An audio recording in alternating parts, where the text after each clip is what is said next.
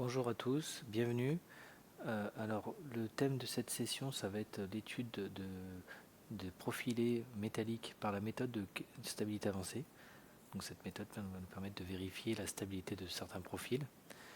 Au sommaire de cette présentation, on va déjà aborder dans un premier point l'intérêt de la méthode de stabilité avancée, donc avec l'aspect réglementaire, comment est intégrée cette méthode et surtout pourquoi cette méthode.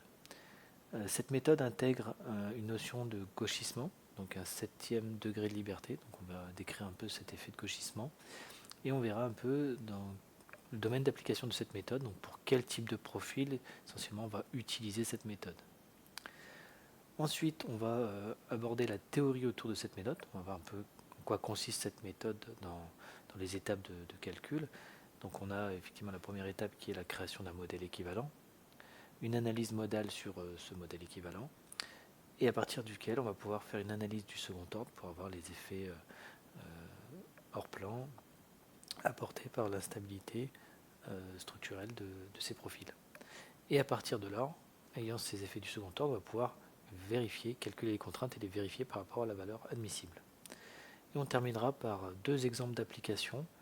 L'un pour le calcul de la stabilité d'un profilé en U. Donc on verra pourquoi les U seront privilégiés par cette méthode de vérification. Et également les profilés minces. Donc on étudiera une panne Z laminée à froid, donc, qui pourra être vérifiée par cette méthode. Donc première partie, ça va être l'intérêt de la méthode de stabilité avancée. Donc, dans quelle mesure on va pouvoir utiliser cette méthode et pourquoi on l'utiliserait. Donc si on regarde dans la norme, dans l'EN 1993-11, ben il y a certaines limites qui sont apportées par cette norme. Certains profils ne sont pas couverts par cette norme. Donc, notamment dans le chapitre 6.3.3 qui donne des méthodes de calcul mais qui peuvent être utilisées que sur les profils bisymétriques. Donc quand vous avez un tube rectangulaire ou un I, on va pouvoir utiliser les méthodes forfaitaires de l'Eurocode, mais par contre dès que vous avez des profilés qui ne sont pas doublement symétriques, donc tels que les U, et également les profilés minces, bon, on sort du domaine d'application de la méthode apportée par les Eurocodes, donc il va falloir utiliser une nouvelle méthode. Donc comme l'indique l'alinéa 1 du paragraphe 6.3.3 de l'EN 1993-11, sauf si une analyse au second ordre est effectuée en utilisant les imperfections comme indiqué au paragraphe 5.3.2, la stabilité des barres uniformes à section transversale bisymétrique, non sensible à la distorsion. Donc voilà, ça couvre vraiment que ce domaine d'application, les profilés doublement symétriques, et généralement à vérifier comme indiqué dans les articles suivants. Donc on pourra appliquer toutes les méthodes, toutes les formules forfaitaires de l'Eurocode uniquement sur ces profils doublement symétriques. L'Eurocode 3 ne donne peu voire aucune information sur le calcul des gauchissements des sections. Donc quand vous avez une section non doublement symétrique, il y a un effet de gauchissement qui va apparaître et cet effet-là n'est pas couvert par l'Eurocode. Donc on va essayer de détailler cet effet de gauchissement. Donc dans la description du gauchissement, donc le gauchissement c'est une déformation qui apparaît lors d'une torsion uniforme. Sous l'effet de la torsion, les sections droites ne sont plus planes. Donc comme on peut voir pour le schéma, il y a une distorsion en fait entre de l'âme et la structure n'est plus plane, elle prend des effets 3D. Bien sûr, toutes les géométries ne sont pas affectées de la même manière par le gauchissement. Sur certains profils, ces effets-là peuvent être négligés, comme pour les sections pleines et les sections creuses fermées, telles que les tubes rectangulaires ou les profilés en I ou en H. Alors, le gauchissement a un effet plus significatif sur les sections ouvertes, bien sûr, donc telles que les U, les I et les H. Ces dernières sont soumises à une déformation importante liée à la flexion en sens inverse des semelles. Comme on peut voir sur le schéma, vous avez une rotation des ailes supérieures et inférieures qui est due à la flexion, une forte flexion de l'élément. Par contre, les profilés en I ont généralement une charge centrée, donc le centre de gravité il est dans le profil, ainsi qu'il est aligné au centre de cisaillement, De cette façon, le moment de torsion et les déformations de gauchissement qui en résultent sont évités et la stabilité de l'élément peut être évaluée avec les règles de calcul fournies par l'Eurocode 3. Donc on va pouvoir appliquer sur ce type de profil, dans le cas de charge centrée, les méthodes forfaitaires apportées par les Eurocodes. Alors si ce n'est pas le cas, si vous avez un fort excentrement de votre charge, on pourra également appliquer la méthode de stabilité avancée sur ce type de profil. Sinon, il n'y a aucun intérêt. On appliquera les méthodes proposées par des Eurocodes qui sont beaucoup plus simples. Par contre, si vous avez un U, alors dans ce cas-là, l'effet de gauchissement il est significatif. La raison, c'est que la position du centre de cisaillement est à l'extérieur de la section. Il est impossible pour la charge d'être alignée avec le centre de cisaillement. Donc ces charges excentrées vont alors causer de la torsion. Il en résulte une rotation et un gauchissement de la section transversale et les effets seront encore plus importants dans une analyse du second ordre. Donc ça va apporter beaucoup d'effets secondaires où l'on pourra mieux observer le flambement des semelles.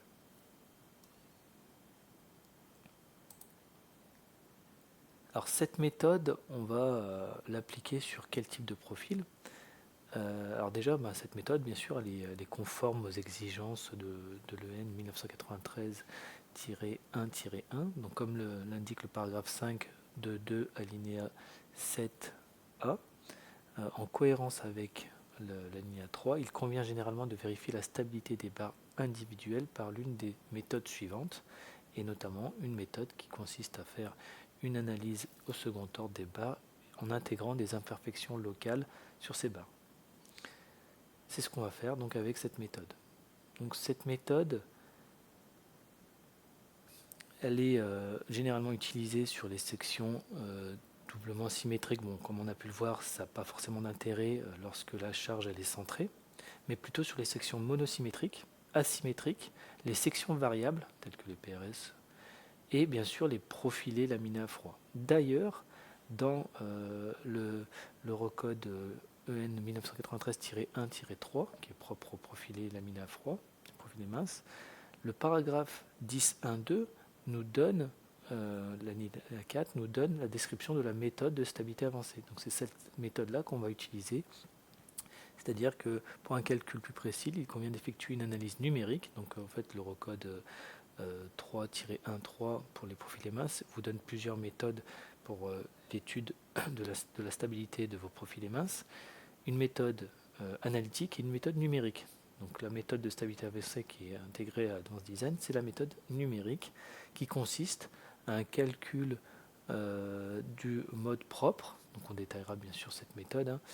Et sur cette mode de flambement du profil, on va intégrer une imperfection initiale, donc un état de déformation initial, qui peut être traduit par un chargement initial. Donc voilà, donc cette méthode-là, elle a vraiment un intérêt sur ce type de profil. Alors cette analyse, effectuée par la nouvelle fonction de stabilité avancée, depuis la version 2019 d'Advanced Design, libère quand même pas mal les utilisateurs des contraintes associées à l'Eurocode 3, qui couvrent largement les sections doublement symétriques, mais ne fournit aucune méthode de calcul pour les sections transversales monosymétriques avec chargement excentré, ou même les sections asymétriques. Et c'est souvent le cas pour les profils EMA. Donc on va maintenant regarder ce que fait le logiciel lorsqu'on applique cette méthode, la théorie autour de la méthode de stabilité avancée. Donc dans un premier temps, lorsque vous appliquez sur un profil le calcul en stabilité avancée, ce que va faire le logiciel, c'est qu'il va créer un modèle équivalent, donc un modèle mécanique équivalent, dans lequel il va récupérer la géométrie de l'élément qu'on aura défini dans notre modélisation, à savoir la section, le matériau, la longueur, etc.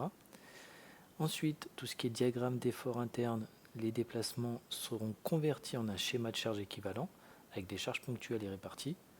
Et enfin, les conditions limites ou les éventuels blocages, si vous avez mis des maintiens, par exemple anti-déversement, tout ça sera transformé en appui et ressort, donc comme on peut le voir sur le petit schéma. Une fois qu'on a notre modèle mécanique équivalent, on va faire un calcul modal dessus. Donc on va faire une analyse modale pour extraire le mode prépondérant, donc c'est le mode de ruine critique, le mode de flambement amenant la ruine de l'élément. Donc ça, le mode prépondérant, c'est un mode propre, hein, il n'a pas de valeur associée, c'est juste un état de déformation.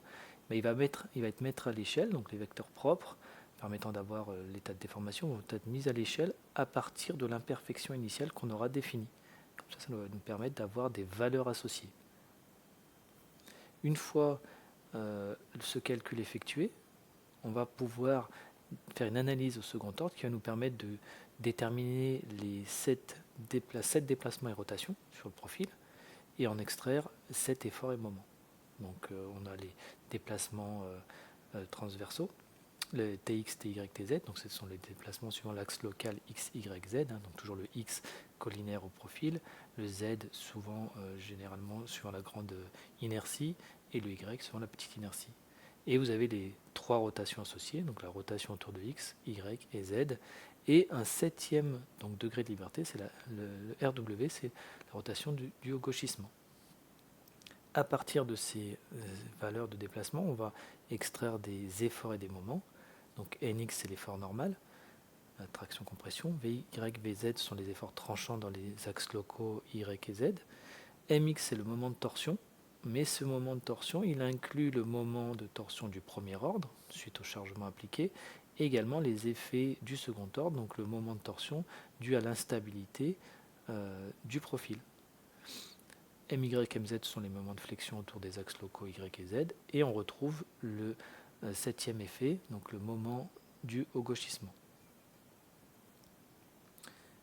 Une fois qu'on a extrait toutes ces valeurs, donc tous ces effets du second ordre, toutes ces sollicitations qui incluent les effets du second ordre, on va pouvoir calculer les contraintes qui intègrent donc tous ces effets, donc notamment la contrainte normale, elle est basée sur l'effort normal NX, les moments de flexion MY et MZ, ainsi que sur le moment de gauchissement. Ensuite, on va pouvoir calculer la contrainte de cisaillement, qui tient compte des efforts tranchants, VY, VZ, ainsi que du moment de torsion premier ordre et second ordre. On voit dans la formule, MXP c'est le moment de torsion premier ordre et MXS c'est le moment de torsion du second ordre. Et enfin, on pourra calculer la contrainte de von Mises qui cumule les effets normaux et de cisaillement. Elle est basée sur la contrainte normale et la contrainte de cisaillement. Une fois qu'on a calculé les contraintes sollicitantes, on va pouvoir les comparer aux contraintes limites. Donc, qui intègre le fameux coefficient de sécurité gamma M1 qui est inclus dans la méthode de stabilité avancée. Okay, donc pour cette dernière partie, on va illustrer ce qu'on vient de voir sur des profils métalliques qu'on va calculer avec la méthode de stabilité avancée. Donc quelques exemples d'application. Premier exemple, ça va être un profilé en U. On va partir sur cet exemple pour illustrer donc les profils. Donc un bâtiment métallique composé d'un plancher et d'un appentis. Alors sur la partie du plancher, on a ici des solives qu'on a modélisées en U, donc c'est des UPE 270. Voilà, donc là vous avez ici la gamme des profils qui vous propose donc les profils en U. Donc on est parti sur l'UPE et on va voir donc si ça passe. Donc pour ce type de profil, on va les calculer avec la méthode de stabilité avancée. Donc pour cela, on va sélectionner donc les profils. Alors volontairement, je sélectionne la rive gauche et la rive droite séparément, parce qu'on voit ici, comme on a tourné le profil pour avoir le UE à l'intérieur, je vais définir les conditions de la stabilité avancée différemment sur ces éléments, notamment pour le point d'application des charges. Donc ça, si on prend ces profils-là, donc dans leur fiche de propriété, on retrouve la rubrique pour l'expertise métal avec l'option de la stabilité avancée. Donc là, je vais activer cette option. Automatiquement, ça va me désactiver le déversement. Du coup, j'ai plus besoin de calculer le flambement et le déversement par la méthode des eurocodes. On va l'intégrer directement dans la méthode de stabilité avancée. Comme c'est un calcul au second 30, c'est un calcul itératif, il faut lui donner le nombre maximum d'itérations. Parce qu'il va découper le chargement pour son calcul itératif. Et on va les définir, donc les conditions au niveau de nos éléments. Donc on voit ici déjà un premier onglet avec les ressorts ponctuels. C'est ici qu'on va définir le type de maintien au point singulier. Donc là, il a détecté uniquement des points singuliers aux extrémités. Si jamais vous avez des points de liaison intermédiaires, ils seront automatiquement détectés. Si vous ne les avez pas modélisés et que vous voulez en tenir compte, notamment la présence du liard, on va pouvoir l'ajouter manuellement, la positionner et ensuite rentrer le statut du ressort. Alors par défaut, le statut est calculé en automatique, c'est-à-dire que c'est le logiciel qui va déterminer quels sont les degrés de liberté qui sont bloqués. Ce calcul est fait à partir des efforts internes, donc des sollicitations et des déplacements qui vont être induits par les efforts. Dans certains cas, ça peut fausser le type de maintien. C'est-à-dire que si l'effort est négligeable, lui va détecter comme un élément libre alors qu'en réalité il est maintenu. Donc on va conseiller plutôt de l'appliquer, de le forcer. Donc ici vous avez différentes configurations qui vous sont proposées. Sinon vous avez personnalisé, c'est vous qui allez choisir le degré de liberté qui va être bloqué ou libre. Et vous avez bien sûr le 7e degré de liberté pour le gauchissement. Pour le U, on va également rentrer l'imperfection géométrique. Alors cette imperfection géométrique, elle va dépendre de la courbe de flambement et de la classe de la section, si on travaille en élasticité ou en plasticité. Donc ça, vous avez un tableau dans les eurocodes qui vont vous donner des facteurs d'échelle à prendre en compte. Donc ce facteur d'échelle va être appliqué sur la déformée modale, donc sur le mode prépondérant, donc celui qui amène la ruine critique. Vous pouvez imposer le mode de ruine. Donc là, avec une variation parabolique, c'est vous qui allez rentrer l'allure de la déformée. Et vous avez une option ici qui permet d'activer, donc inclure dans la déformée initiale. Tout simplement, en fait, cette option, elle va vous bloquer la possibilité de rentrer les imperfections locales et globales dans la fiche de propriété du profil. Donc, ça veut dire quoi? Ça veut dire que ces imperfections géométriques, qui sont dues à des défauts de montage et des défauts de fabrication, seront directement inclus dans ce facteur d'échelle. Donc si je rentre un facteur d'échelle plus gros, par exemple L sur 1000 ou L sur 900, ça veut dire que j'ai pris en compte les imperfections en arc et global. Donc ça se paramètre ici. Vous avez ici la rubrique imperfection recode 3. Donc là on l'a désactivé, donc on va l'intégrer, ce défaut, l'imperfection en arc, on va l'intégrer directement dans le facteur d'échelle. Donc il est déjà intégré. Et enfin vous avez la position de la charge, donc le décalage de la charge. Donc ici on va considérer que le point d'application de la charge, ce sera le point numéro 2. Donc c'est là où va être appliquée nos charges. Plus je décale le point d'application de la charge de son centre de gravité, de son centre de cisaillement, plus les effets du second tour seront marqués. Voilà, donc avec ces informations-là, on va faire la même chose pour notre rive, tout simplement. Les mêmes paramètres et c'est les mêmes conditions. Le facteur d'échelle, c'est le même, c'est juste le décalage de la charge, on va le mettre sur la position numéro 8, comme on a tourné le profil. Ok, à partir de là, je vais pouvoir lancer le calcul. Donc calcul élément fini et métal.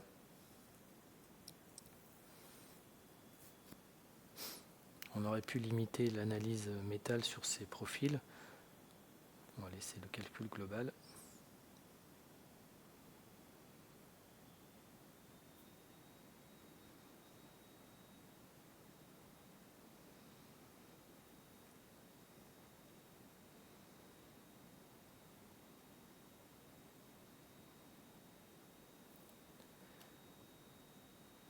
Une fois le calcul abouti, au niveau de l'exploitation, je vais pouvoir directement sélectionner un élément, ou plutôt directement aller ici voir les vérifications de la stabilité avancée, où on va retrouver la contrainte normale, donc ce qu'on a vu, la contrainte de cisaillement et la contrainte de von Mises, qui inclut les deux.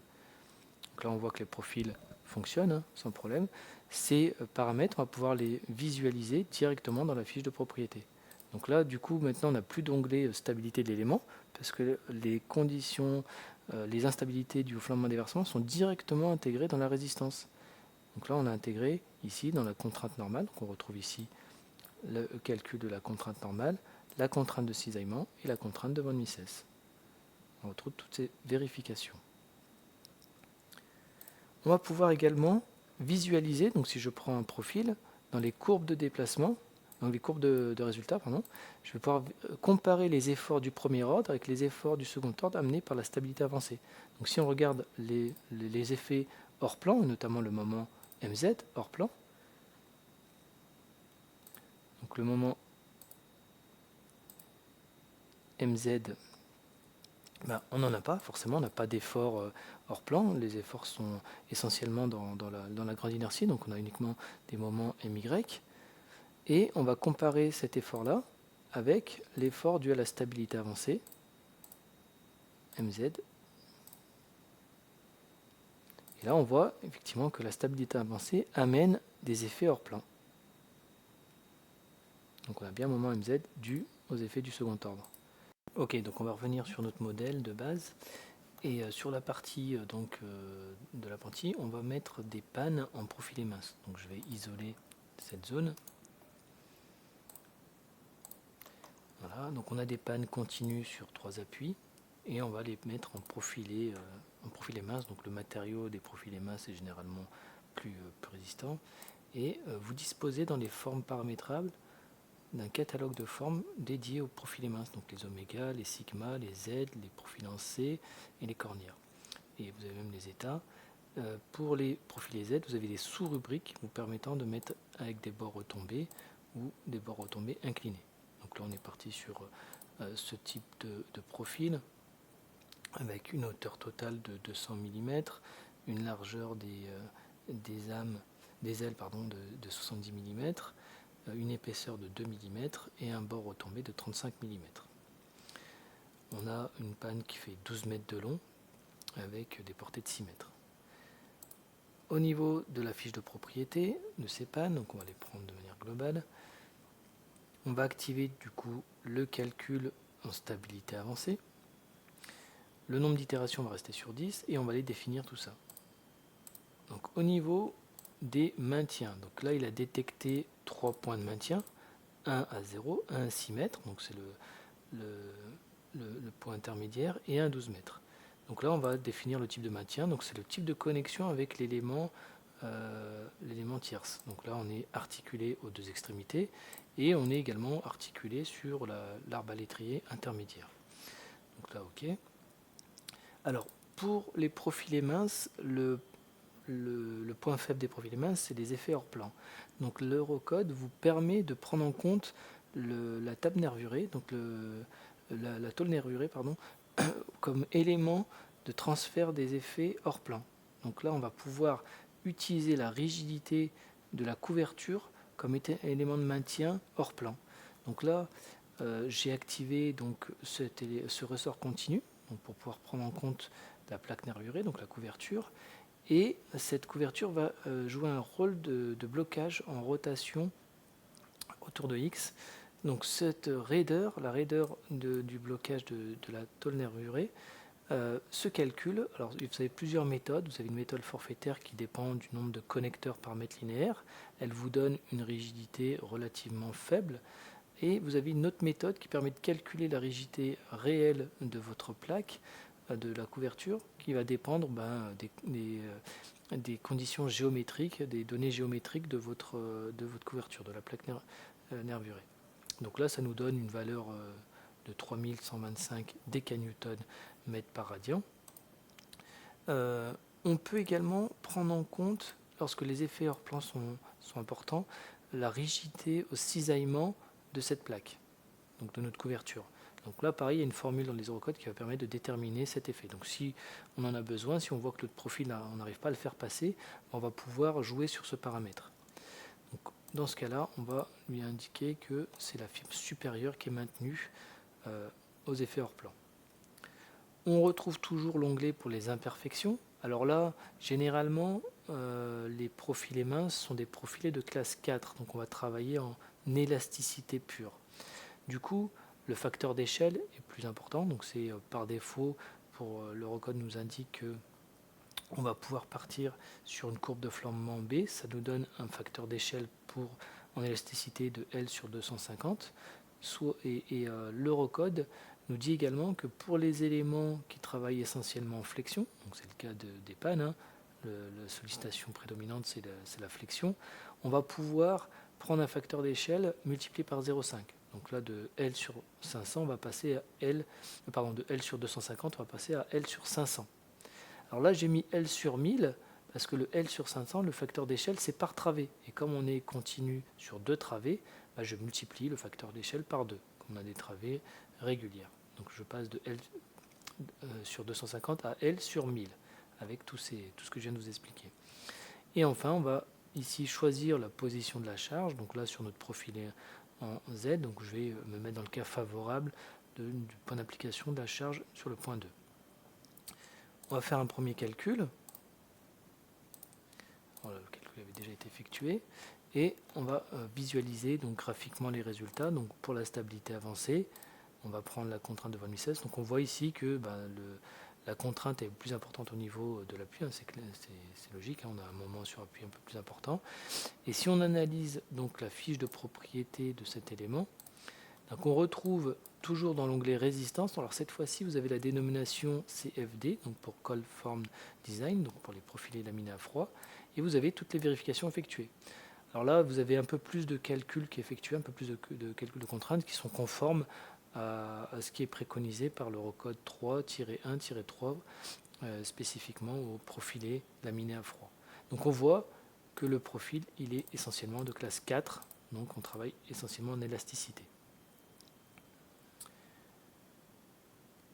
Si jamais je fais varier un paramètre, donc on a vu tout à l'heure que on pouvait choisir la position de la charge. Donc si jamais je me mets dans le cas défavorable où la charge s'applique à l'extrémité du mon profil. Donc là je vais me mettre sur le point d'application numéro 3. On va relancer le calcul.